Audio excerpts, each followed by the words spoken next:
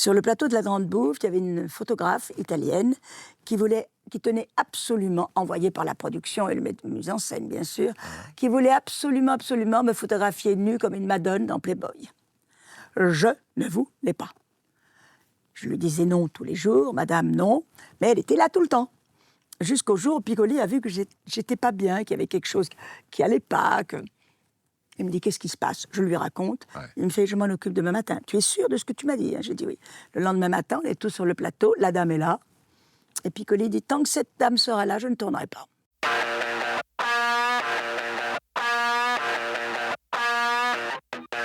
Bienvenue dans la soirée pyjama aujourd'hui d'une star de cinéma qui a travaillé avec les plus grandes stars françaises et américaines. Elle a partagé un bon moment de sa vie avec un certain Omar Sharif.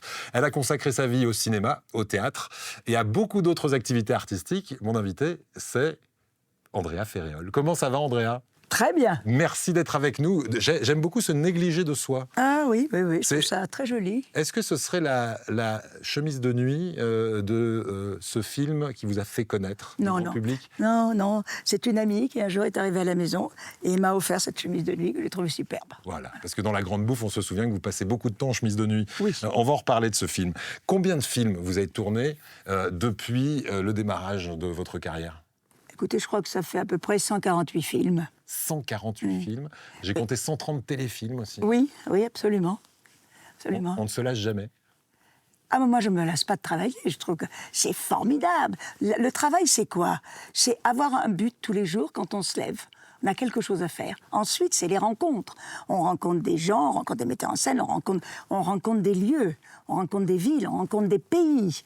Et tout d'un coup, on s'adapte à tout ça et je trouve ça passionnant. C'est passionnant. 79 ans et vous avez toujours autant la pêche et toujours autant de projets. C'est ce qu'on va voir.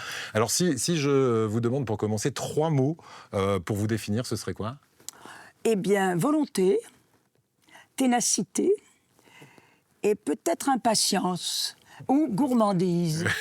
Impatience de quoi? Du lendemain, de ce qui va se passer demain. Voilà. Vous êtes toujours projeté dans le futur. Très peu de nostalgie. Ah oui, non, pas de nostalgie.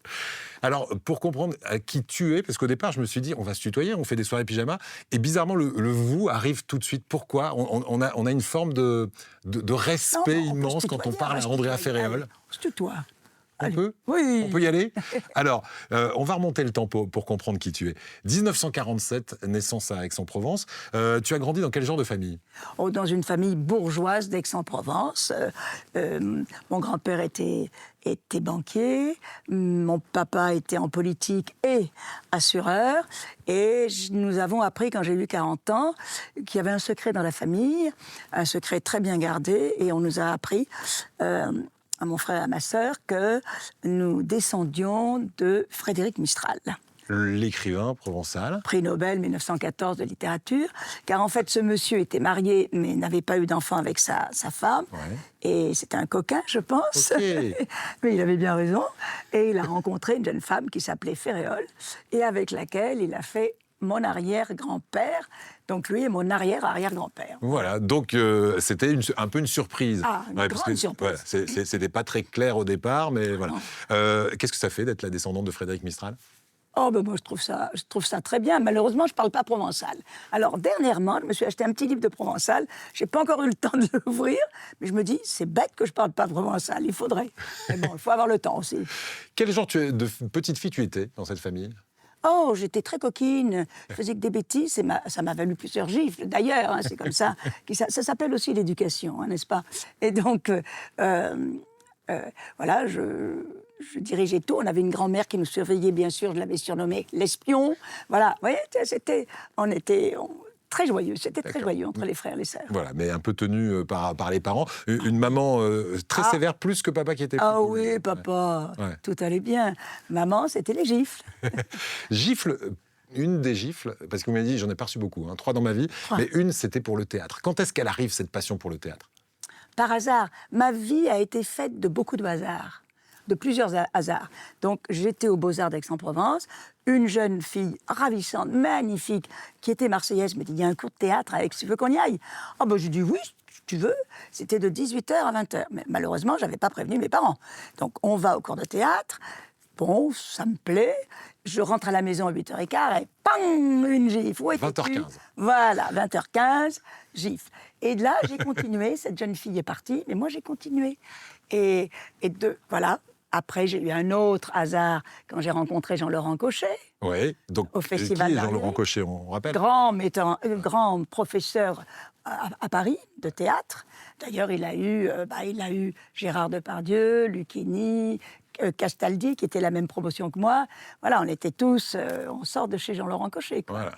Et alors, Jean-Laurent Cochet, c'est à Aix-en-Provence que vous allez le rencontrer. Oui. Quel âge? 17 ans? Oui, je devais avoir 17 ans. Ouais. Qu'est-ce qui se passe ce Eh jour-là? bien, il me dit, pourquoi pas venir au théâtre à Paris pour faire les cours chez moi. Et j'ai dit oui, je vais en parler à mes parents. Évidemment, ils n'étaient pas du tout d'accord. Qu'est-ce que j'ai fait? Voilà un lit, j'avais un lit comme celui-là, un peu plus grand. J'ai fait 8 jours de la grève de la faim. Et au bout de 8 jours, on m'a dit oui. La grève Donc, de la la faim. cité. Ouais, alors, est-ce que c'était une vraie grève de la faim ou c'était déjà une comédienne qui jouait la grève de la faim? Quand ils n'étaient pas là, j'allais un peu m'alimenter, mais en cachette. En fait, je ne vidais pas le frigo, Ouais. sinon ils auraient tout compris. Non, et là, au bout de 8 jours, oui, d'accord, on va à Paris. On va à Paris. Donc 17-18 ans à Paris, c'est quoi le regard d'une jeune comédienne qui débarque à Paris? Oh, c'est formidable, c'est formidable. J'habitais dans le 17e, donc je devais prendre le bus pour aller dans le théâtre Édouard VII, où se faisaient les cours. Et là, j'ai rencontré d'autres comédiens, Castaldi, avec qui on était devenus très copains. Et, Jean-Pierre, le père de Jean-Pierre, Benjamin. Bien sûr, Jean-Pierre Castaldi. Et donc voilà, on essayait d'aller au théâtre gratuitement, voilà, on était jeunes, on était flamboyants, quoi. Et alors là, il faut que tu m'expliques un truc. J'ai lu quelque part que à l'ORTF, l'ancêtre de la télé, on tournait des séries, des feuilletons. Et là-bas, il y avait un truc qui s'appelait le couloir de la mort. Qu'est-ce que c'est? Tu l'as fréquenté, ce couloir? Alors, l'ORTF, à l'époque, était au but de Chaumont. C'est-à-dire, c'était pas dans le centre de Paris, il fallait déjà y aller, sur la montagne, les buts de Chaumont. Et là, on arrivait, et il y avait des couloirs avec M. Barma prépare Maigret, M. Santelli prépare Proust, M. Machin. Donc, tous ces gens-là avaient chacun leur bureau, et on savait qu'ils préparaient un film ou un téléfilm. Donc, on tapait, on disait entrée, on disait bonjour, je suis comédienne. Non, on nous virait tout de suite. Et parfois, on avait, je vous en prie, mademoiselle, entrez. Tenez, lisez-moi ce texte. Alors, on vous donnait un scénario dont vous ne connaissiez pas l'histoire. Et là, tu lisais la petite scénette qu'on te proposait. Et laissez-moi votre nom et votre téléphone, on vous dira quelque chose. Et c'est comme ça que j'ai commencé à faire des petits rôles à la télévision. Et ça marchait comme ça, c'était quitte ou double. C'est-à-dire, on ouvrait une porte, on se faisait jeter, on ouvrait une autre porte, on disait, faites un essai, on vous prend. Oui, parce qu'à l'époque, je ne sais même pas si j'avais un agent. C'était vraiment le début, quoi. Ça ressemblait à quoi, les tournages télé dans les années 60? Il y avait même des choses qui se jouaient en direct, non? Ça se faisait, des feuilletons en direct ou... En direct, ça veut dire quoi? C'est-à-dire, on jouait des drames en direct, c'est-à-dire des pièces directement, sans être enregistrées. Ça se faisait, ça, ou pas? Ah, peut-être. J'allais dire... Oui, enfin, c'était un tournage normal. Moi, je tournais avec des claps et tout, quoi. C'était normal. Ouais. Non. À quoi elles ressemblaient vos journées de jeune comédienne? Moi, mes journées de jeune comédienne, c'était simple. Je me levais tôt le matin et je faisais le tour des théâtres parisiens pour demander du travail. Je cherchais du travail. Et ça, c'était un peu original parce que dans le métier, on pense que les comédiens, c'est plutôt des lève-tard. Oui. Ça vous a aidé, ça? Ça t'a aidé? Bien sûr. Et j'ai même un ami comédien qui malheureusement est décédé. Il m'a dit, c'est normal que tu réussisses. Tu te lèves tôt le matin. Et moi, j'étais dans les théâtres vers 11h, midi. Bonjour, je suis comédienne. Voilà, j'ai ma photo. Et c'est comme ça qu'un jour, il y a un directeur du théâtre du Palais Royal, Jean-Michel Rosière, qui me dit, venez mon petit, j'ai une tournée avec Madeleine Robinson. Eh bien, il y a un tout petit rôle pour vous, mais il faut vous occuper de Madeleine. Alors je dis, ah bon? Il faut lui mettre sa table, son rouge à lèvres là, son maquillage, sa poudre. Et bon, très bien, je suis engagée. Et j'ai appris après, j'étais jeune, hein, j'ai appris après qu'il avait dit au technicien, si la petite va pas, si ça plaît pas à Madeleine, on la vire, on prend quelqu'un d'autre. Hein. Madeleine, c'était une star de l'époque. Madeleine Robinson, c'est une immense comédienne, très, très, très, très connue à l'époque. Donc, en même temps, tu étais accessoiriste et tu avais un petit rôle dans la pièce. Petit, hein. Donc, tu commences comme ça. Et comment tu t'imaginais quelques années après? C'est-à-dire, au moment où tu faisais ça, c'était quoi ton rêve? Ah, mon rêve, c'était de travailler. Juste de travailler? Bah, Pas de oui. rêve hollywoodien, Ah, non. de paillettes? C'était théâtre à l'époque. Quel type de rôle te plaisait le plus? Oh tu sais, quand tu débutes, tu prends tout. Hein. Ouais. Après, j'ai fait Fleur de cactus avec un autre tourneur, j'ai fait Cyrano de Bergerac. Enfin voilà, on me mettait un peu de Ouais, partout. éclectique. Mais j'avais des petits rôles, mais c'est là où tu te fais ton réseau. Tu rencontres les autres comédiens qui te disent, tu sais, j'ai entendu dire que, tu devrais te renseigner sur. Et c'est comme ça que petit à petit, tu avances, quoi. D'ailleurs, tu m'as expliqué quelque chose qu'il faudrait raconter. Dans les coulisses, il paraît que les comédiens ne disent pas « prenez un tel », mais donnent des petits tuyaux à l'autre comédien. Pourquoi? Ah oui, entre comédiens, c'est très difficile de dire à un metteur en scène « tu devrais prendre celui-là ». Non. Pourquoi? Parce que... S'il n'est pas bon, on se grille, en fait. Ouais, tandis que si je dis au comédien, tu devrais te renseigner, ce metteur en scène prépare un film, essaie de voir, là c'est lui qui y va, c'est lui qui se présente. Voilà, moi si j'ai un vrai copain, je dirais pourquoi tu prendrais pas un tel, mais c'est très difficile, c'est beaucoup plus difficile. J'ai toujours ressenti ça comme ça. Et un jour, en 1972, tu as 25 ans, tu as commencé déjà à faire ton réseau. Et là, on va te parler d'un film qui va se tourner. Ce film, c'est La Grande Bouffe. Et ça va être un grand déclic pour ta carrière. Qu'est-ce qui se passe? Comment tu apprends que ce film va se faire? Ah non, je jouais au théâtre à ce moment-là. Je jouais Raskolnikov, Crime et Châtiment. Ouais. Et donc, un matin, à 9h, 9h30, on me téléphone. On dit « Bonjour, je suis un deuxième assistant, j'aimerais vous voir. » Parce qu'on prépare un film, Marco Ferreri, je ne connais pas, mais c'est un film avec Tony Hazzi, Marcello, Noiret et Piccoli. Et Marcello, c'est Très Mastroianni, bien. j'imagine. Ah, Mastroianni. Donc, je vais au rendez-vous. Il m'explique qu'il cherche quelqu'un de très rond. Ça s'appelle La Grande Bouffe. Il me dit que ce sont des hommes qui se réunissent pour manger et jusqu'à la mort. Et moi, plus il me parlait, plus je me disais, eh bien, ce film, je vais le faire. Ce film, je vais le faire. Ce film, il faut que je le fasse. Voilà, dans moi, mon intérieur, mon moi intérieur. Et je suis sortie de là, j'ai commencé à manger. Pour les plus jeunes qui regardent, ça raconte quoi, ce film? Tu as parlé de manger jusqu'à la mort. Ouais. Eh bien, c'est-à-dire, c'est une critique de la société de consommation. C'est une folie de 4 hommes d'univers très différents, tous les 4, et qui se réunissent et ont décidé, mais ils le disent plus du tout après, jamais, de manger jusqu'à la mort. Mais c'est une vraie critique de cette société qui bouffe jusqu'à crever, quoi. Ouais. Voilà. Donc... Ça reste actuel, ça, hein, comme thème, non? Ah oui? Ouais. Ah bon? Même si c'est vrai qu'on est un peu plus dans... On fait attention. Ah aux oui, viandes, je crois que etc. les gens font beaucoup plus attention maintenant. Et j'ai eu la chance à ce moment-là qu'à Paris, dans un cinéma parisien, il y a eu plusieurs films de Marco Ferreri. Donc tout d'un coup, je me levais très tôt, là encore, pour aller voir son cinéma à 10h du matin. Et là, j'ai découvert une œuvre, j'ai découvert l'œuvre d'un metteur en scène atypique, très engagé, qui voulait toujours dire quelque chose, comme La Grande Bouffe, qui est vraiment cette société terrible. T'es prête à aller jusqu'où pour ce rôle? Tu as pris du poids parce que Oui. tu étais ronde à ce point, ou il a fallu Non, encore grossir? J'ai pris 22 kilos 22 kilos pour le en rôle. 2 mois. Waouh. Croyez-moi, crois-moi, c'est très, très, très difficile. Mais comment tu as fait pour prendre 22 Tu kilos? manges. Mais tu mangeais Ouais, quoi? Tu manges le matin, tu manges à midi, tu manges à midi. J'allais tous les après-midi chez Carrette, qui est un très bon pâtissier parisien, et j'allais manger des gâteaux. Le soir, il fallait que je dîne. Parfois, il fallait que je mange des pâtes à minuit. Il fallait que le corps ingurgite. T'as pris un diététicien, mais à l'envers. On t'a donné Voilà. tout ce qu'il fallait pour Non, grossir. mais après, j'ai rencontré quelqu'un qui m'a donné un truc. Et ce truc était formidable. J'ai quoi? gonflé plus que grossi. C'était quoi ce truc? C'est-à-dire, c'était manger plus ou moins normalement, enfin bien, Ouais. mais normalement, le plus salé possible, et boire 1 litre de bière dans la journée. Et la bière et le sel, tu gonfles, mais tu ne prends pas de la graisse. C'est pas graisseux. Non. C'est de l'eau. C'est de l'eau, ouais. Voilà. C'est de l'eau, le sel retenant l'eau, Voilà, ça gonfle, exactement, effectivement. Bon, pas sûr qu'on prenne le conseil tous, Non, non, non, ne le faites pas. Parce que et au niveau de la santé, ça allait quand même? Ouais. Ah oui, mais la santé, j'étais totalement contrôlée par la production. Ah oui. Toutes les semaines, je partais en laboratoire. Ah, il y avait par un un médecin assistant qui venait me prendre, qu'on allait dans un laboratoire, et prise de sang, et le cœur, et le foie. Je faisais des analyses une fois, toutes les semaines. Ah oui, donc c'est quand même très contrôlé. Ah bah oui, bah quand même.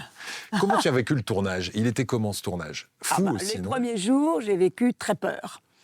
Très, très peur, parce que quand tu te retrouves devant ces 4 acteurs... oh mon Dieu, mon Dieu, mon Dieu. Moi, je sais que j'avais une tasse, c'est la première scène. J'avais une tasse, on me donnait du chocolat, et la tasse, elle faisait ding, ding, ding, ding, ding, ding, ding, ding. Ah, t'étais hyper impressionné. Ils me regardaient, je fais, oh mon Dieu. Et après, ils sont tous venus, on a parlé, ils étaient charmants, délicieux.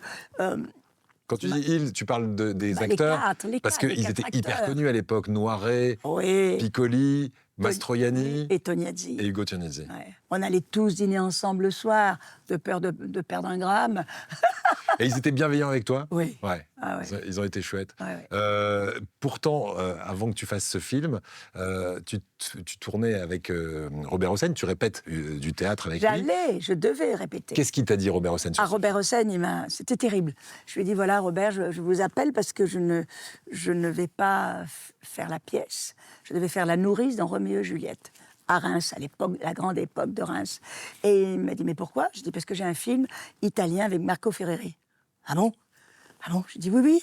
Il dit, non, il ne faut pas le faire. Tu as vu ce qu'il a fait à Girardot, La femme à barbe, ce qu'il a fait à Marina Vladi. J'ai dit, oh, oui, mais c'est quand même un film avec Mastroianni, Il me dit, non, il ne faut pas le faire. Je dis, écoutez, j'ai pris ma décision, Robert, je vais le faire. Wow. Il me fait, OK. Bon, dès que le film est fini, tu viens immédiatement à Reims et tu répètes. Et j'ai fini le film. Le lendemain, j'étais sur le plateau à Reims, en train de répéter. Wow, voilà. Donc c'était énormément de travail. Quand tu fais ce film, tu ne te doutes pas de ce qui va se passer après. Le après, c'est quoi? 1973, il est présenté au Festival de Cannes. Oui. Qu'est-ce qui se passe? Eh bien, d'abord, Hossein m'a laissé aller à Cannes. Il aurait pu me dire non, j'étais en pleine répétition. Ouais. Et j'arrive, j'ai pas vu le film. Ah oui? Ah, moi, j'avais pas vu le film. Le jour de la projection officielle? Donc, j'arrive, il y a la conférence de presse. Là, ça bouge déjà à la conférence de presse. Je me dis, mais qu'est-ce qui se passe? Qu'est-ce que c'est? Oh, Ferreri qui est debout, qui... Qu'est-ce qu'il fait? Il parle, il hurle, il crie. Parce il y avait ceux qui étaient pour, ceux qui étaient... Parce qu'on a eu le prix de la critique, le film a eu le prix de la critique. Donc la critique qui était là, à la conférence de presse, voilà, ça bougeait. Et puis le soir, bon, on monte les marches, tout va bien. Et à la sortie... C'était la folie. Il y avait ceux qui étaient pour le film, ceux qui étaient contre le film, ceux qui nous insultaient, ceux qui nous applaudissaient. C'était terrible. Et moi, je me disais, oh là là là là là là. Je ne me rendais pas compte encore. Quand on fait un film, tu ne sais pas ce qui va être monté, coupé. Ça s'apprend. Et qu'est-ce qui se passe dans ta tête quand tu vois justement les images, le montage? Ce qu'on t'a reproché, c'est d'être un peu trop dénudée dans le film. Je ne suis pas beaucoup dénudée dans le film. Ouais, ça te choque pas? Je suis dénudée... Enfin, je me souviens, j'ai beaucoup de chemises de nuit. Ouais. Et je suis dénudée quand je fais la tarte Andrea, de dos. Ouais. Et je suis dénudée, je crois, une autre fois, mais je ne suis pas très dénudée. Ah oui, je monte mes fesses. Un Marcello qui me touche mes fesses et les fesses de la statue. Ouais. Voilà. Et avec cette réaction de la salle, qui est quand même très violente. Très violente, très, très violente. Comment tu réagis, toi? Moi, je suis époustouflée. Enfin, j'en reviens pas. Mais derrière moi, il y avait mon père. Et alors? Et quand je me suis retournée, il m'a fait. Ah, ok. Voilà. C'était gagné, c'était fait. Ma maman n'a jamais vu le film. On lui a conseillé de... Et elle s'y est tenue? Elle l'a jamais vu, même en cachette? Non, je crois pas qu'elle l'a vu. Non, mais de toute façon, il n'y a rien de... Hein, bon, ouais. Mais c'est parce que peut-être voir sa fille un peu les fesses à l'air, ça lui aurait déplu. Voilà. Mais bon, voilà, moi, j'ai...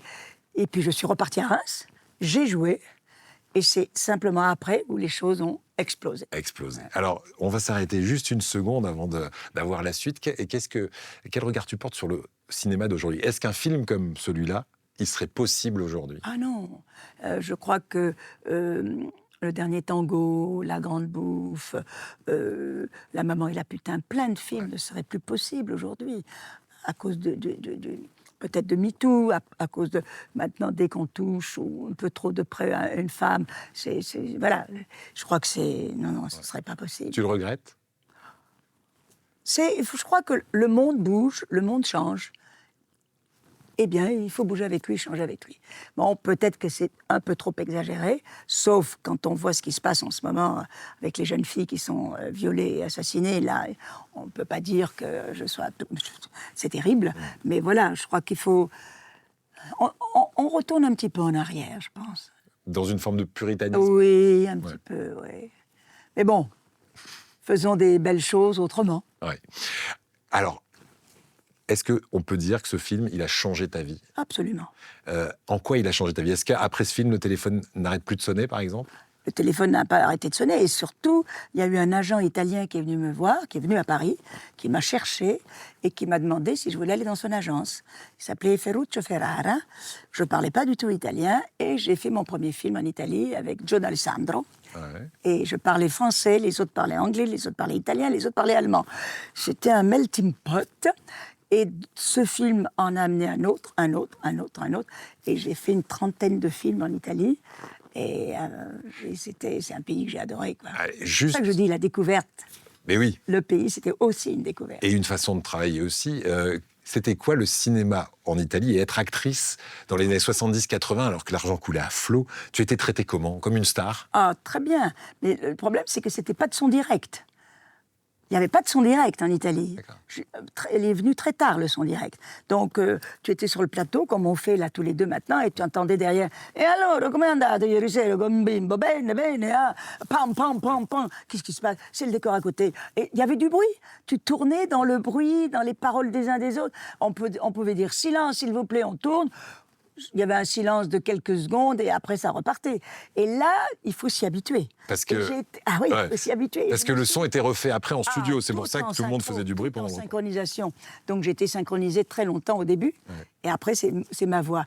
Et c'est pour ça que quand je suis arrivée sur le plateau du dernier métro, avec Depardieu, Truffaut, Catherine Deneuve...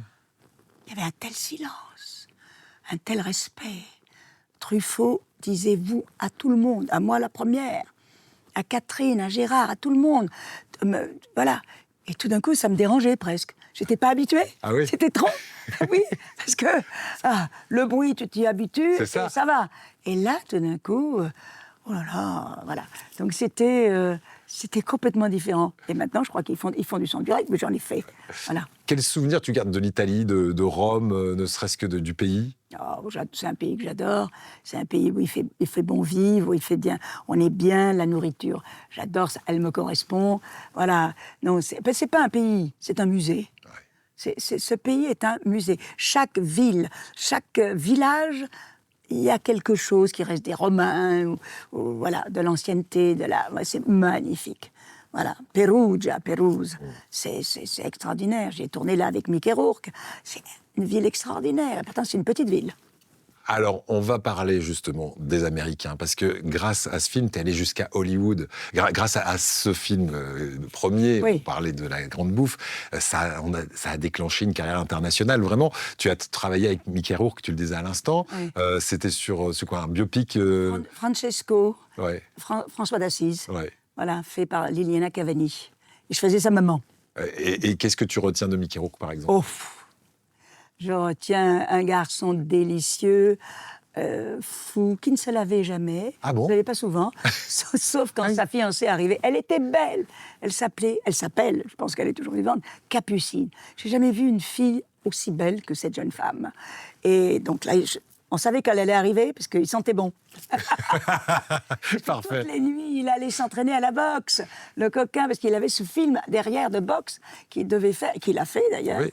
Et donc, et puis, tu sentais un garçon, il était émouvant, parce que je ne sais pas s'il a vraiment été élevé par son papa et sa maman, mais grand-mère était un personnage pour lui très, très, très important. Et son frère, qui était là, filmait tout et envoyait les films à grand-mère. Ah oui. Donc, tu sentais qu'il y avait quelque chose là. Un vrai lien. Oui. Ouais. Peut-être qu'ils ont été élevés tous les deux par grand-mère, par leur grand-mère. Et c'était très touchant, ça. Ouais. Et puis, bon, Burt Lancaster, génial. Alors, Burt Lancaster, tu es allé à Hollywood. Ouais. Explique-nous comment tu as rencontré Burt Lancaster. C'est quand même une figure hollywoodienne. Sur 2 films. Ouais. Je l'ai rencontré sur 2 films, un en Italie et l'autre à Paris. On s'est revus à Paris. Et Et puis un jour, je vais pour le film que nous avons fait ensemble, le Fantôme de l'Opéra, dans lequel il est aussi. Ouais. Il s'était présenté à Hollywood et je vais avec mon papa. Je l'invite, je dis, tu connais pas l'Amérique, on fait New York et Los Angeles. Et donc, Burt est venu nous chercher en voiture. Et mon père était très étonné que cette superstar ait pris sa voiture pour venir nous chercher. Sans chauffeur. Sans chauffeur, tout seul, comme un grand. Ça dit quoi de la personnalité de la star qu'il était? Il était très simple, finalement, dans la vie? Très simple, très à la mano, comme on dit. Non, c'était quelqu'un de très, très gentil aussi. Non, mais moi, je n'ai pas rencontré... En fait, je me rends compte, en te parlant, que je n'ai pas rencontré de chœur. Ouais. Si, il y en a un qui était un peu difficile. Qui? On peut Il est mort, balancer. paix à son âme. Il disait à tout le monde « fuck off », si tu comprends ce que ça veut dire. Oui, un peu, oui. À moi, il ne me le disait pas, il me l'a dit vers la fin. Mais à tout le monde, le metteur en scène et tout, « fuck off ». Bon, « Good morning, Peter, fuck off ». OK, c'était Peter O'Toole. Peter O'Toole. OK. Ah, il a été très spécial, hein. Tu as travaillé plusieurs fois avec lui? J'ai fait un film avec lui. Oui, et ça suffisait. Ouais. Un film. Burt Lancaster, en dehors des plateaux, tu l'as rencontré, revu à plusieurs reprises? Redîné en Italie plein de fois, à Paris aussi. Oui, non. C'était charmant. Oui, charmant. Puis il avait sa femme qui était délicieuse aussi. Non. Comme tu étais une grande amoureuse, t'es pas tombée un peu amoureuse de Burt, Lancaster? Non. Il ne s'est rien passé. Bon. Autre homme charmant dont tu m'as parlé, on revient en France, c'est Michel Piccoli. Oui. Tu peux me raconter cette anecdote où il a été un chevalier servant pour toi?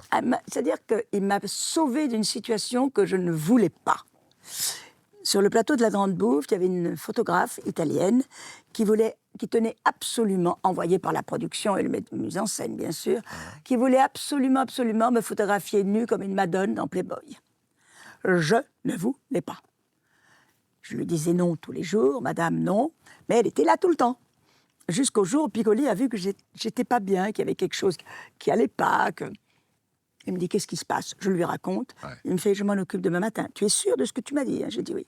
Le lendemain matin, on est tous sur le plateau, la dame est là. Et Piccoli dit, tant que cette dame sera là, je ne tournerai pas. Ça a réglé le problème. Elle est partie, le problème était réglé. Voilà. Donc, grande classe. Oui. Ouais. Tu as d'autres personnages qui te viennent en tête, qui parlent à tout le monde qui regardera et qui t'a vraiment touché, marqué pour une raison particulière? Il y a... Parce que tu as tourné vraiment avec tous les plus grands acteurs de ces années-là, 70, 80, et encore aujourd'hui, tu tournes avec Julie Depardieu, par exemple. Oui, la Julie, j'adore Julie. Gérard, j'ai fait 2 films et une pièce avec Gérard Depardieu. J'ai commencé avec une pièce avec lui où il était très sobre. Il était très, très sobre. Il était au thé toute la journée pendant les répétitions. Et un jour, par hasard, il arrive sur le plateau, éméché.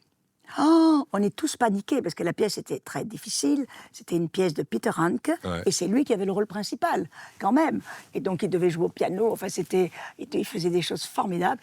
Et on se dit, mon Dieu, comment il va jouer? Eh bien, il a joué mieux que jamais.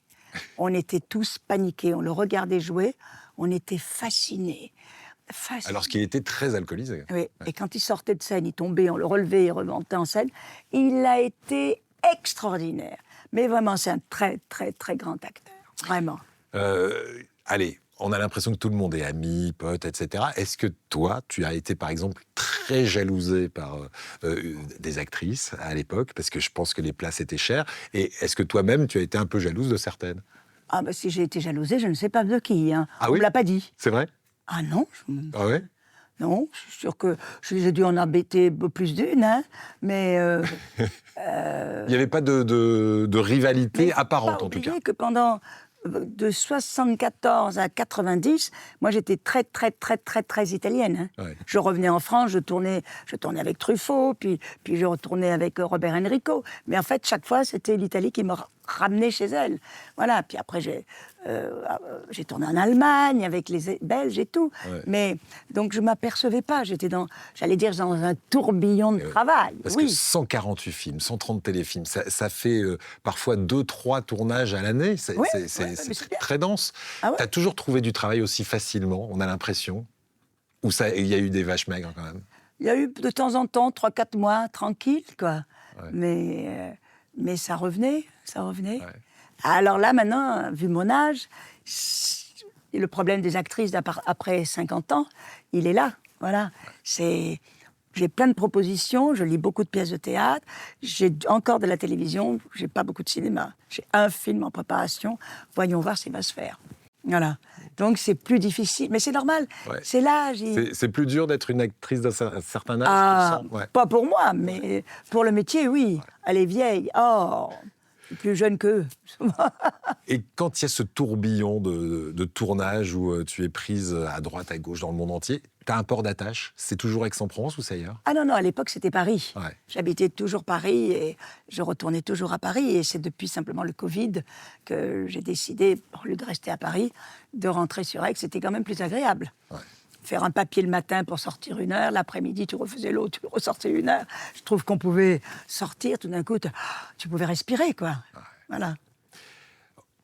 Comment tu expliques que tu es toujours là après toutes ces années? Parce qu'il y a beaucoup d'actrices qui ont travaillé énormément dans les années 70, 80, 90, qu'on ne voit plus du tout aujourd'hui. C'est pas ton cas? Ben, je ne sais pas, peut-être que j'ai de la chance, peut-être mais j'ai tellement envie de travailler. Moi, je ne suis pas quelqu'un qui a envie de rester chez moi à me morfondre sur mon fauteuil. Donc, j'appelle mon agent, je lui dis allez, allez, allez. Voilà. Ouais, tu mets la pression quand même. Oui, je mets un peu la pression. Bon, mais Tu es voilà, une énorme donc, bosseuse. On va justement expliquer. Est-ce qu'il y a une méthode, Andrea Ferréol? Comment tu apprends tes textes? Qu'est-ce qui est le plus difficile pour toi? Et qu'est-ce qui est le plus agréable pour toi dans le fait de jouer? alors là, je viens d'apprendre une pièce qui s'appelle Les deux reines, Madame de Montespan et Madame de Maintenon, qui est une pièce très très bien écrite. Je jouais Madame de Montespan et j'ai mis 5 mois à l'apprendre. Parce que, est-ce que je suis plus fatiguée en ce moment? Mais j'ai pris une répétitrice, j'étais dessus pendant 5 mois, je la sais. Et on l'a jouée une fois, ça s'est très bien passé. Et maintenant, on va la rejouer en septembre. Donc, il va falloir que tout l'été, là, Ouais. en ce moment, Ouais. tous les 15 jours, on se la dise pour ne pas oublier, pour ne pas oublier. Pour se Voilà. retenir la mémoire. Voilà, il va falloir Mais c'est un l'entretenir. superbe moyen aussi de ne pas vieillir. Bien sûr. On a parlé de l'année de naissance tout à l'heure, 79 ans, et j'ai l'impression que tu es en pleine forme. Moi, je suis en pleine C'est le cas ou tu donnes le change? Non, moi, je suis Ouais. en pleine forme. Moi, je me lève le matin, je suis tellement heureuse d'exister, de vivre. D'ailleurs, je l'ai dit à mes amis. J'ai dit, le jour où je serai morte, dans la caisse, là, la personne la plus triste à mon enterrement, ce sera moi. Vraiment moi. Parce que moi, j'aime tellement la vie. Si on me disait signer pour vivre jusqu'à 120 ans, je signe. C'est vrai. C'est pour ça, Et on comprend. tu as entendu. Ouais. Je ne mange pas de viande. Oui. Et il y a une espèce de... Ah, parce qu'on a déjeuné tout à l'heure. Voilà, voilà. C'est vrai que c'est très strict. Hein. Les graines, tout le monde, tous mes amis rient que je mange des graines le matin. Ben, je mange des graines. Ouais. Elles me mettent en forme, c'est formidable. C'est formidable. Qu'est-ce qui, aujourd'hui, te rend heureuse? Quand tu regardes toute cette carrière, par exemple, est-ce qu'il y a un film qui vraiment te plaît plus que les autres, qui te rappelle de bons souvenirs? Oh, il y en a plein qui me rappellent de bons souvenirs. Il n'y en a qu'un qui me rappelle un mauvais souvenir, c'est un film allemand que je n'ai jamais vu, mais le tournage était épouvantable. Épouvantable, je ne m'entendais pas du tout avec le metteur en scène. À tel point que parfois on faisait certaines scènes, je me souviens d'un jour, on faisait une scène, je faisais non. Non, non, ça ne fonctionne pas. Hein. Nicht, nicht, nicht. Je parlais anglais, mais Ouais. ça ne fonctionne pas, ça ne fonctionne pas. Bon, alors il n'était pas content. Et puis, 3 jours après, il arrive, il fait « Nous devons refaire la scène. Ça ne fonctionne pas du tout. » Je l'avais dit 3 jours avant. Je ne suis pas metteur en scène, mais tu sais, quand tu es sur un plateau, que ce soit théâtre ou cinéma, tu sens les choses. Tu sens si tu es à l'aise pour dire un texte, si la position, le lieu où tu es, correspond à l'ambiance que le metteur en scène veut donner, ou pas. Eh oui. Donc, ça, c'était terrible. C'est un film que j'étais la seule Française. Et ça a été dur, très dur, le tournage. Si aujourd'hui, je te disais, tu as le droit d'avoir le metteur en scène que tu veux, pour le personnage que tu veux, tu choisirais qui et quoi? Ah, alors là, j'aimerais tourner, tu veux dire, en France ou Ah, partout, choisis. n'importe où. En Italie, malheureusement, je ne les connais plus vraiment, parce que tous les grands Italiens sont morts. Hein. Je pense qu'en France, je voudrais celui qui a fait les 8 femmes. François Ozon? François Ozon, très Ouais. bien. J'aimerais beaucoup tourner avec François Ozon, parce que je trouve qu'il sait très bien utiliser les femmes, les accompagner, les faire vivre, les mettre en valeur. Avant le grand amour de ta vie, qu'on va voir dans un instant, tu as vécu 2 ans par amour à Athènes. Oui. Tu m'expliques cette période où tu es allé Ah oui. habiter en Grèce? C'est-à-dire que je faisais un film en Grèce, et le frère du metteur en scène, finalement, m'a beaucoup plu, je lui ai plu, et nous sommes restés ensemble pendant 2 ans, et j'allais vivre à Athènes. Alors, j'ai malheureusement pas vraiment appris le grec. Non? Ah ouais? Mais non, Tikanis Kalai, Parapoli. Ah bah quand même. Ah, mais quand même, des petites choses. Je suis assez douée pour les langues, je Ouais. dois dire. Non, c'est vrai. Italien, allemand, parce que là-bas, tu étais une star aussi, en Italie, en Allemagne. En Ça Allemagne, marchait bien. l'allemand, c'est très dur pour moi. J'ai quelques mots, je peux vivre. Je peux boire, manger, dormir. C'est déjà ça. C'est déjà pas mal. Et donc, oui, j'ai découvert ce pays extraordinaire, la Grèce. Donc, j'ai vécu, j'allais toujours de Grèce à Rome, de Grèce à Paris pour tourner. Et c'est un pays très, très beau, différent de l'Italie.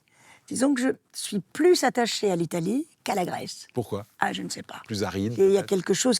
En Italie, c'est moi. Ouais. Ça me touche complètement, c'est mes tripes. En Grèce, c'est beau, c'est ce qu'ont fait les Grecs, c'est magnifique. Voilà, c'est C'est un musée à ciel ouvert là-bas aussi. Hein. un musée à ciel ouvert. Quand tu es à Épidaure, c'est extraordinaire, à Delphes et tout. Mais j'ai pas le même rapport au pays. Ouais. Vraiment pas le même rapport. Tu as toujours été attiré par la Méditerranée, Oui. et les Méditerranéens aussi, parce qu'après le grec, il y a eu une énorme histoire d'amour, 34 ans, avec Omar Sharif. Oui. Omar Sharif, Un Belge, moi, non, un Égyptien. un Égyptien. Et oui, on te voit ici avec lui. Omar Sharif, c'est une star de cinéma. Oui. Docteur Givago, évidemment, et des tonnes de films comme Laurence d'Arabie. Comment tu le rencontres? Le hasard. Encore une fois, le hasard. Dans ma vie, il y a eu plein de hasards. Et je suis dans une boîte de nuit qui n'existe plus, à Paris d'ailleurs.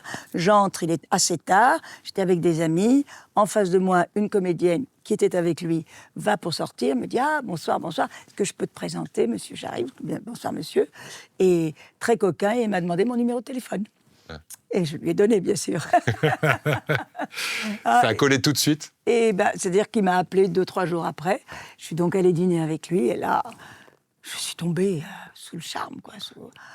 Et en fait, j'étais très amoureuse au départ, mais j'ai été amoureuse. Mon Dieu, combien j'ai été amoureuse. Amoureuse à t'en rendre peut-être malheureuse ou J'ai beaucoup pleuré. Pourquoi? Parce que on se voyait 4 fois par semaine, mais ce n'était jamais... Bon, demain, on dîne ensemble. Hein. C'était pas ça. On dînait. Et puis, je savais qu'il y avait ou Catherine ou Pépita, sa femme de chambre, et sa secrétaire qui devaient m'appeler, parce que lui ne téléphonait jamais. Et il était 6h30, j'étais prête chez moi, j'attendais. Et quand à 7h, je n'avais pas eu d'appel, je savais que je ne dînais pas. Là, c'était le désespoir total. Donc, le lendemain, pareil, j'étais prête, on m'appelait, j'y allais. Et c'est comme ça que ça s'est fait comme ça. Et après, on s'est vu 4 fois par semaine, de dîner en restaurant le plus extraordinaire. C'est là où j'ai appris les vins, où j'ai goûté. Oui, t'as fait même de l'œnologie, t'as pris des cours. À cause de lui, j'ai fait de l'œnologie Parce qu'il à était Paris. très épicurien. Voilà. Le musée du vin rue des Eaux, ça ne s'invente pas, Paris 16e. Et donc, c'est là où j'ai découvert des vins extraordinaires. Et donc, voilà, c'est de dîner en dîner. Mais il parlait jamais de notre métier. Lui, c'était le bridge. Ouais. Ou c'était les courses. Grand joueur devant l'éternel. Tiens, justement, c'était quoi le Omar Sharif de l'intimité? Parce que c'était une star mondiale. Lui aussi, on le reconnaissait n'importe où. C'était un problème, ça, pour toi, ou pas? Non, pas du tout, pas du tout. C'était agréable? Oui, pas du tout. Non, Mais toi, quel homme tu as vu derrière la star? J'ai vu un homme charmant, un homme difficile, un homme qui ne voulait absolument pas avoir la responsabilité d'une femme. Voilà. Il était volage? Peut-être, mais Peut-être? je l'ai connu quand même avant, sûrement. Je l'ai connu à une époque où il avait un peu plus d'âge. Ouais. Ouais, alors peut-être que de temps en temps, il a fait une petite galipette à côté, je ne sais pas. Mais bon, les 4 fois où on se voyait dans la semaine, c'était moi et personne d'autre, quoi. Voilà. Ouais. Et puis, il partait tourner, puis je partais tourner, puis on revenait, on se revoyait. Voilà, Vous n'avez jamais tourné ensemble, Non, pourquoi? on n'a jamais tourné. Bon, parce que on n'avait pas les mêmes circuits, je crois. Ouais. Et puis, il était drôle, il était très intelligent, il est très cultivé, mais parfois dur. Ouais. Parfois dur, ouais. Mais en Du- même temps, je l'ai vu quand il a eu perdu un jour beaucoup d'argent au casino de Deauville. Ouais. Je l'ai vu pleurer quand même.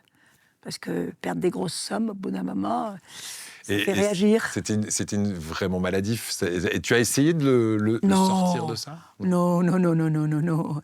Non, non, ça, si tu veux, c'était pas un homme avec lequel, comme un homme et une femme normaux parlent.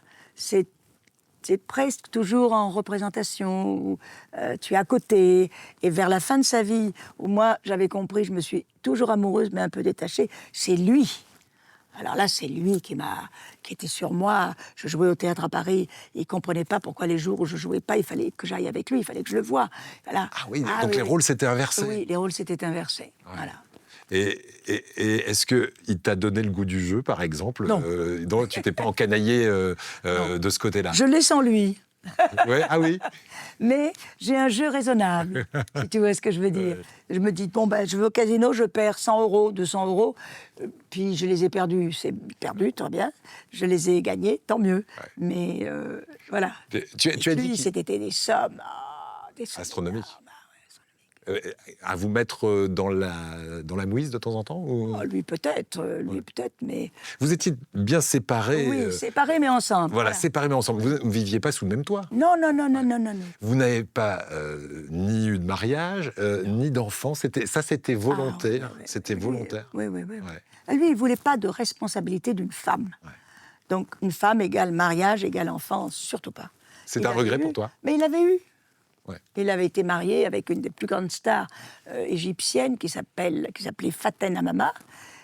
Et eux deux ont fait le premier baiser dans un film égyptien. Ah oui, d'accord. Ah oui. C'était très chaste. Voilà, tu C'est vois, magique, donc ça. avant qu'il ne fasse Laurence d'Arabie. Ouais. Tout ça, c'était avant Laurence. Voilà, en Égypte, il tournait beaucoup. Il était magnifique, en tant jeune, voilà. Vous étiez très moderne déjà pour l'époque, vous étiez un couple libre. Un couple libre, voilà. Enfin bon, moi j'étais tellement amoureuse que... Voilà. J'étais attachée plus qu'attachée. Ouais. Qu'est-ce que tu gardes de plus beau de lui? Oh, bah, quand même sa présence, quand même son épaule, parce qu'il veut pas, mais en même temps, il avait besoin qu'on soit là, que je sois là. Il avait quand même besoin, je le sentais, je le voyais. Mais bon, je suis Omar Sharif, donc... Ouais, et moi, j'ai besoin de j'ai personne. tellement aimé cet homme, et c'est la folie. Je ne sais pas pourquoi. Je pense qu'il y avait quelque chose de karmique, peut-être, tu vois, parce que c'est telle force, et je ne pouvais pas m'en détacher. Et Dieu sait si mes amis me le disaient. Essaye de partir, d'oublier. Tu es là, mais prends du recul. Ben, j'ai mis 30 ans pour prendre du recul. 30 ans. Tu l'avais dans la peau. Oui, voilà. Et tu l'as toujours dans la peau? Ah, j'y pense beaucoup, hein. Toi qui n'es pas dans la nostalgie, par exemple, s'il y a quelque chose qui pourrait être nostalgique, ce serait cette relation? Peut-être, Ouais. ouais. Tu lui parles souvent? Oui, je lui parle. Ah oui, oui, oui. Parce que sur ma table de chevet, il y a sa photo, donc je lui parle. C'est très beau, en tout cas, la façon dont tu en parles est très, très touchante. On va parler de l'Andrea d'aujourd'hui, parce qu'on va pas rester dans la nostalgie Mais non. avec toi. Tu as 79 ans et tu cours toujours. Hein, on l'a vu depuis la naissance et encore aujourd'hui. Qu'est-ce qui te fait courir à ce point? Qu'est-ce qui te donne cette envie de te lever tous les matins? Oh bah, moi j'ai plein de choses à faire. J'ai des pièces à lire, j'ai des textes à apprendre, je vais tourner, je prépare mes flâneries pour l'année suivante, je vois mes amis, je me dis, allez, qu'est-ce que je vais faire cet été? Je vais aller chez ma sœur, et puis il y a le festival L'Art Lyrique, bah tiens, je vais prendre des places. Non, tout ça, il y a des choses à faire, la vie. C'est pas rester chez soi, dans sa chaise et son fauteuil. Une journée type, ça ressemble à quoi chez toi? Alors, une journée type, c'est le réveil entre 8 et 9, un petit déjeuner qui dure 3/4 d'heure, 1 heure. Ah quand même, là tu te poses. Bah, C'est ton seul repas de la journée, j'ai Un l'impression. litre de thé et des graines dans un yaourt avec du miel, il faut les avaler. Ouais. Ensuite, il faut se préparer. Moi, j'ai une qualité, j'ai sûrement plein de défauts. Il faut le demander aux autres, les défauts, ils les savent, moi je ne les sais pas. Mais j'ai une qualité, je suis quelqu'un de très, très, très fidèle. Très fidèle en amitié. Donc, généralement, j'appelle Marie-Christiane, j'appelle Jean-François, j'appelle Carmen, j'appelle ma sœur, j'appelle ma belle-sœur. C'est-à-dire, j'appelle les gens qui sont autour de moi, que j'aime, et je veux savoir comment ils vont. Quasiment, presque tous les jours. Donc, plusieurs fois par semaine. Donc, déjà, ça me prend un petit peu de temps. Et puis ensuite, je sors faire mon marché, je vais visiter une exposition. Je me dis, là, j'en ai une que j'ai vue, il faut absolument que j'aille la visiter. Voilà, je m'occupe, je lis des pièces, j'apprends des textes, ou je vais tourner. Voilà, il y a toujours quelque chose à faire. Tu as parlé d'exposition, je vais m'arrêter sur une exposition dans laquelle tu figures. C'est une exposition qui s'appelle Les Nouvelles Marianne, et on va juste montrer cette photo assez incroyable. Et là, on est encore sur la femme libre. Il y a quelque chose qui ressemble un peu presque à la Grande Bouffe, là. C'est quoi ce projet? Je ne sais pas si ça ressemble, mais c'est une photographe qui habite près de Paris, qui a fait des nouvelles Marianne en photographiant plein de comédiennes et de femmes qui ne sont pas toutes comédiennes, en Marianne. Donc on a le chapeau phrygien, on a l'écharpe, on est bien sûr dénudé du haut, parce que c'est plus amusant. Et puis chacune fait une grimace ou des bisous. Et moi j'ai essayé d'être sérieuse, de me prendre vraiment pour une Marianne. Qui sont les autres Marianne Oh, il y a Séverine Ferrer, il y a Mademoiselle Tellier, une ancienne Miss France. Oui. Il y a... j'en ai vu plein. Hein, Sylvie Tellier pour la Miss France. Sylvie Tellier, voilà, ça je l'ai vu. Il y a la comique. Peu importe. Voilà. En tout cas, il y a plein de filles connues. Voilà, c'est un projet de femme engagée. Oui, j'ai trouvé ça très amusant. L'exposition a eu lieu à Versailles, elle a eu lieu à Nice. Ouais. Elle est itinérante. Hein, et maintenant, je pense qu'elle y est encore au musée de la Poste à Paris. Voilà. Donc on va pouvoir aller te voir, parce que toi tu vas voir des expos, mais on peut te voir aussi dans des expositions. Voilà. Donc tu n'arrêtes jamais. Il y a des projets avec la télévision, notamment une série que tu tourneras sans doute en 2027 pour France Télé. C'est quoi cette série? Eh bien c'est Immeubles partagés, cette série que je fais avec les Théo Curin et les autres personnes, voilà, qui sont comédiens ou pas, et qui sont en situation de handicap. Ok. Voilà. Et ça marche très très bien. Alors, quand j'ai vu Théo pour la première fois, il le sait, je peux le raconter. La productrice m'appelle, me dit Théo Curin est arrivé. Tu le connais pas? Je dis non. Mais viens le voir. Alors j'y vais. Il était assis. Et je vois un jeune homme beau comme un dieu. Il est beau, Théo, sans bras, sans jambes. Je savais pas. Je savais pas. Tu savais pas, tu connaissais pas. Ouais. Donc je dis bonjour, enchanté. Puis je dis on m'appelle. Je suis partie en pleurs. Vraiment? Vous voyez, j'ai même les larmes encore aux yeux qui me montent. Qu'est-ce qui t'a bouleversé? La jeunesse de ce garçon, il devait avoir 23, 24 ans quand je l'ai connu, sans bras, sans jambes. Pour moi, c'était une leçon de vie, parce que je l'ai vu manger. Enfin, j'ai mangé à côté de lui. Bon. Et quand il veut du sel et du poivre, tu lui ouvres pas. Il se débrouille tout. C'est j'existe, je fais. Je suis dans l'état où je suis, mais voilà. Et il y a aussi 2 personnes. Une jeune fille qui s'appelle Agathe, que j'aime beaucoup, qui est jeune comme tout et qui a fait la nage. Elle est de plus en plus forte. Handicap, là, il y a 2 ans, ou bien l'an dernier, là, dis-moi. De quoi? À Paris, il y a eu les JO. Les JO. Elle a fait les JO. Maintenant, elle monte. Et cette jeune fille n'a qu'une jambe. Et l'autre, elle est en fer. Ce garçon aussi, qui fait du tennis de table, juste avec la main gauche. Il est devenu de plus en plus fort.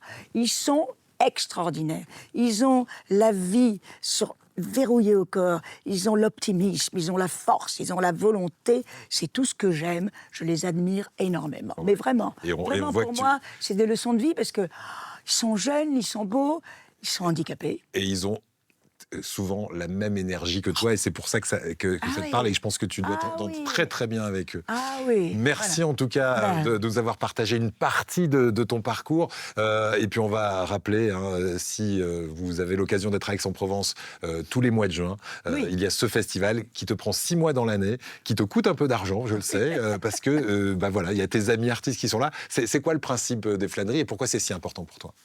Ah, pourquoi c'est si important? D'abord, ça me passionne de chercher des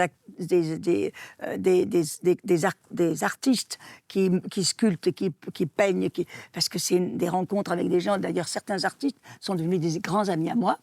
Et puis, c'est aussi, quelque part, très profond, mais quelque part, je crois que c'est ça, un hommage à mon père, qui est toujours là pour moi, et qui a tellement fait pour sa ville, parce qu'il a été 30 ans conseiller général et 30 ans à la mairie d'Aix-en-Provence, qui a tellement fait qu'en fait, c'est d'une certaine manière lui rendre un hommage à sa fille qui fait une manifestation culturelle gratuite pour tous les publics dans sa ville. Voilà. Et ça, c'est la fierté de la petite fille dont on parlait tout à l'heure. Et on a bouclé la boucle. Voilà. Merci beaucoup. On a une dernière question qu'on pose à tous nos invités ici. C'est la question de la table de chevet. Et cette question, ce sera: quelle est l'anecdote la plus gênante que tu n'as jamais racontée ailleurs et que tu vas nous livrer ici et maintenant? C'est quoi? C'est une anecdote, je sais pas, écoute, de tournage par exemple, qui peut avoir été un petit peu gênante ou amusante, je sais pas. Amusante, oui. Enfin bon, j'ai une anecdote de tournage. C'était en 1980, donc MeToo n'existait pas encore, mais j'ai réagi très vite. Nous étions dans un lit avec Roger Hanin et moi-même, et là, M. Molinaro, le metteur en scène, disait « Alors là, c'est une scène de tendresse, mes enfants, hein. Là, il faut être tendre. Hein. » Vous voyez, c'était Au bon beurre, qui était un film ô combien magnifique. Et donc, on est au lit, on est dans la tendresse, et tout d'un coup, j'ai la langue de M. Roger Hanin dans la bouche. Ça me dérange énormément. Je dis, excusez-moi, il faut absolument que j'aille aux toilettes. Je sors du lit, je prends la première assistante, je dis, accompagne-moi, accompagne-moi. Là, je descends, on en était dans un premier étage, donc on descend. Je dis, viens de me mettre ma langue, sa langue, je peux pas. Elle me dit, calme-toi, calme-toi. Je vais le dire au metteur en scène, calme-toi. Je prends le temps qu'il faut pour me calmer, je remonte sur le plateau, je fais, bon, excusez-moi, j'étais un peu longue, mais tout va bien. Et je pense que Roger a compris, parce que j'ai tellement réagi tout de suite qu'il a dû se dire, ça lui plaît pas. Il a bien compris que ça me plaisait pas. Et donc, on a repris le tournage. Il s'est plus rien passé, ça s'est très bien passé jusqu'à la fin. Eh ben voilà, oui, effectivement, il n'y avait pas MeToo, il n'y avait pas de coordonnateur d'intimité. C'est comme ça qu'on les appelle maintenant, les coordinateurs d'intimité sur les plateaux. Oui. Et il y en aurait eu besoin ce jour-là. Bon, j'ai réagi. Oui, j'ai réagi. Merci en tout cas pour cette anecdote et pour l'ensemble de ce parcours. Bravo pour cette belle carrière qui continue et qui n'arrête pas, on l'a bien compris. J'espère qu'elle va continuer. 79 ans. Merci Andrea, et nous on se retrouve dès la semaine prochaine pour d'autres confidences sur France.tv et sur YouTube. Salut à tous, merci. Merci.